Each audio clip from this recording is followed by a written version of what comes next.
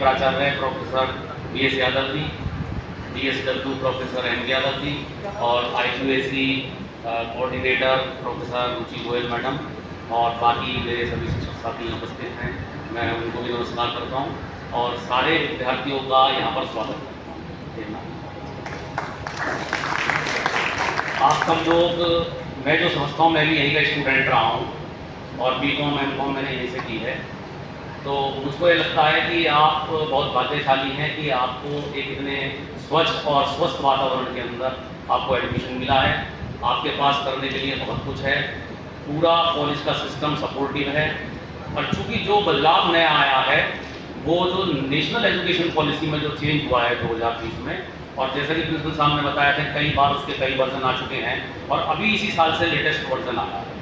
वैसे तो हम हर साल ये NEP का ओरिएंटेशन प्रोग्राम करते रहे हैं 2020 से, जिससे कि बच्चे उससे जानकारी बच्चों को मिल जाए, उनकी प्रॉब्लम्स आती रह जाएँ। बाकी जो प्रॉब्लम्स होती हैं वो बच्चे वहाँ NEP सेल में आकर उसको अपनी प्रॉब्लम्स को डिस्कस कर सकते हैं और वो हम उसको कोशिश ये करते हैं कि वो सॉल्व हो जाए।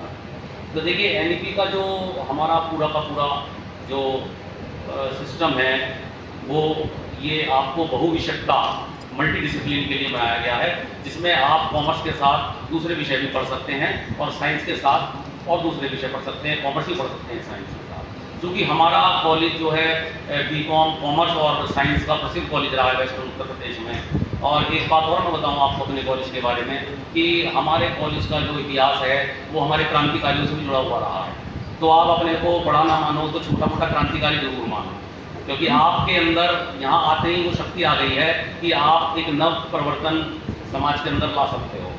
क्योंकि NEP एक थोड़ा सा कठिन सिस्टम है, रेगुलर जो पुराना सिस्टम चला करता था एनुअल, जो शायद आपने इंटरमीडिएट में फॉलो किया होगा, उससे थोड़ा कठिन है, तो आपको थोड़ा समय ज़्यादा देना पड़ता है इसके लिए।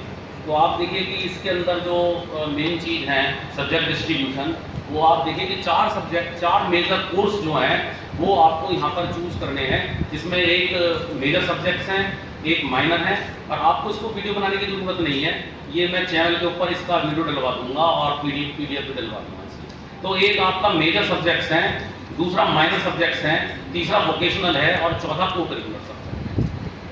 अब से पहले ये जो मेजर थे ये 3 थे, आपको 3 मेजर पढ़ने होते थे, लेकिन इस साल से ये 2 मेजर हो गए। तो थोड़ा सा you have to break the ice कि जो आप इंटरमीडिएट में PCM और बायोलॉजी का जो पढ़ के आए होंगे, वहाँ आपने 3 सब्जेक्ट का ग्रुप पढ़ा होगा। अब यहाँ समस्या ये खड़ी हो जाती है कि आप कौन से 2 लेंगे। कॉमर्स के विद्यार्थियों के लिए तो ये समस्या नहीं है, उनके लिए तो ईजी हो गया उल्टा, क्योंकि उनको एक सब्जेक्ट उनका कम हो गया, 3 की बजाय 2 पढ़ने पड़ते। अब माइनर की बात जो है सबसे इंपॉर्टेंट वो है कि मेजर तो आप चुन लोगे, 2 कोई से भी सब्जेक्ट चुन लोगे। जब आप जाते हो एडमिशन लेने के लिए तो 3 स्ट्रीम आपके पास है, BA, BSc और BCom। उसमें से पहले आप कोई सी भी एक स्ट्रीम चुन लोगे जिसमें आप जाना चाहते हो या जिसमें आपकी इंटरमीडिएट की एजुकेशन रही।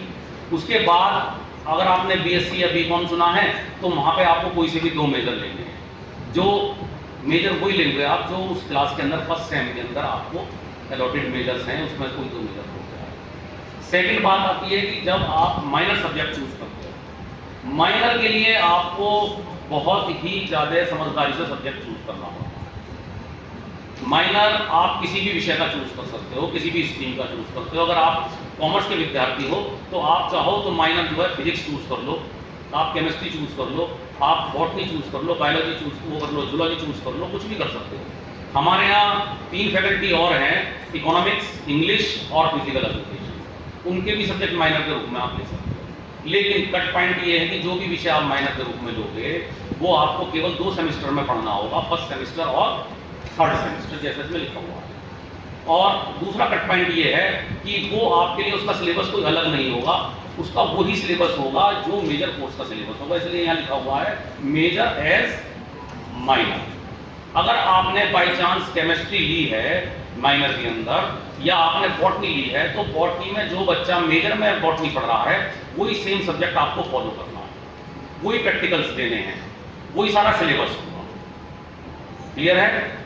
तीसरा जो आता है वो वोकेशनल सब्जेक्ट आते हैं, स्किल बेस्ड सब्जेक्ट आते हैं। अभी प्रोफेसर अनुराग शर्मा जी आपको स्किल के बारे में डिटेल में बताएंगे, लेकिन आपको स्किल भी चूज करने होते हैं। स्किल के यूनिवर्सिटी में आपको स्किल पढ़ने 3 सेमेस्टर के अंदर मात्र, फर्स्ट सेमेस्टर, सेकंड और थर्ड कंटिन्यूएशन में पढ़ते हैं। अगर आप जो है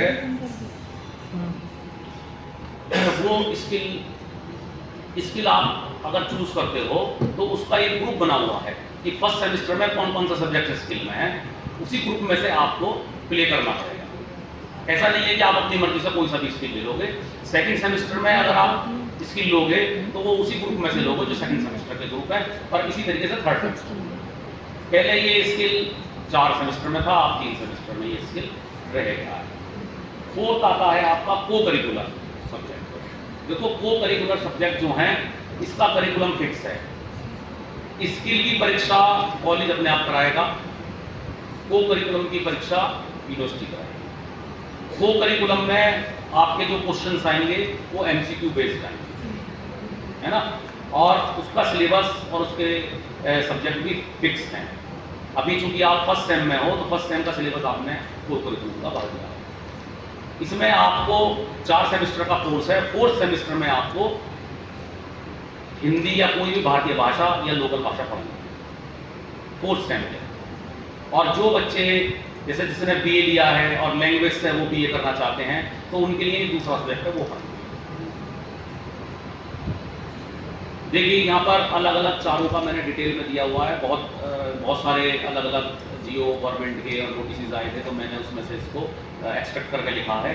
देखिए आपको एक स्ट्रीम मैंने बता दिया, आपको चूज करनी है एक स्ट्रीम कोई सी भी, है ना। उसके बाद आपको अपनी इस स्ट्रीम में जो भी स्ट्रीम आप चूज करोगे, बीए, बीकॉम या बीएससी, वो आपकी ओन फैकल्टी कहलाएगी कि जिसमें आप अपनी शिक्षा ग्रहण करोगे। दूसरी बात तीसरी आती है कि आपको डिग्री उसी फैकल्टी में मिलेगी जो आपने 2 मेजर चूज करे हैं। अगर आपने 2 साइंस के मेजर चूज करे हैं तो आपको डिग्री साइंस की मिलेगी। अगर आपने कॉमर्स के चूज करे तो कॉमर्स की मिलेगी, और अगर बीए के चूज करे आपने तो बीए में मिलेगी। फोर्थ पॉइंट है कि वो जो 2 मेजर सब्जेक्ट्स हैं वो आपके अपनी फैकल्टी से ही आपको चूज करनी है। इसके बाद आपका आता है मेजर एंड माइनर।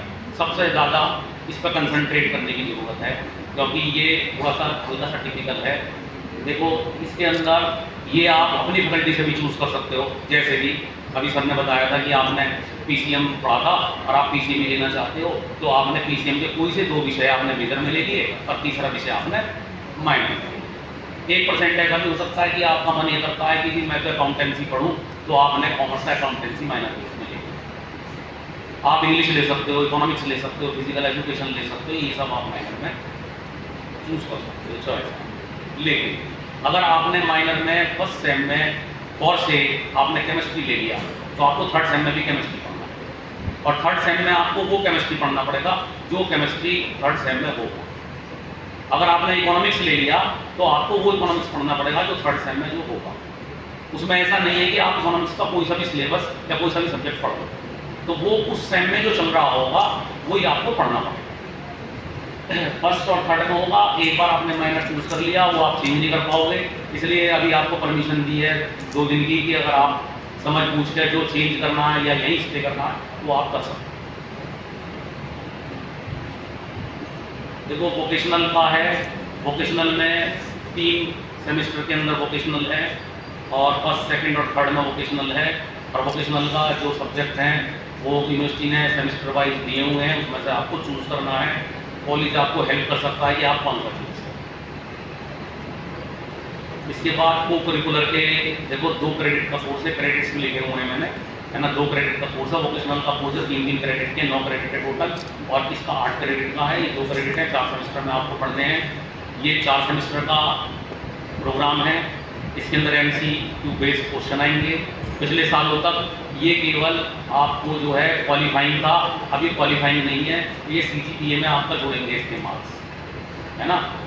और इसमें देखो 4 हैं, first aid and basic health है फर्स्ट सेम के अंदर, human values and environmental studies second में, फिजिकल एजुकेशन एंड योगा है थर्ड सेम में, और इंडियन और लोकल लैंग्वेज है आपकी फोर्थ सेम में। क्योंकि हमारे यहाँ लैंग्वेज BA यहाँ नहीं है, लैंग्वेज नहीं है, इसलिए सब बच्चों को यही पढ़ना होगा। इनके डिपार्टमेंट्स आपको बता दिए जाएंगे कौन कौन से डिपार्टमेंट के थ्रू ये चलेंगे। दूसरी बात ये है कि जो भी को करिकुलर कोर्स है ये 100 मार्क्स का होगा, इसमें इंटरनल नहीं होगा, और आपको इसको पास करना है, ये आपके परसेंटेज में जोड़ेंगे, ठीक है। देखो ये कुछ दूसरे पॉइंट्स हैं कि हमारा जो टोटल NEP है ये दो पैटर्न में चलता है। एक तो कंटिन्यूअस इंटरनल इवैल्यूएशन CIE कहते हैं जिसको, और एक यूनिवर्सिटी एग्जाम, ठीक है। और 25% तो CIE है और 75% यूनिवर्सिटी एग्जाम। मेजर और माइनर में केवल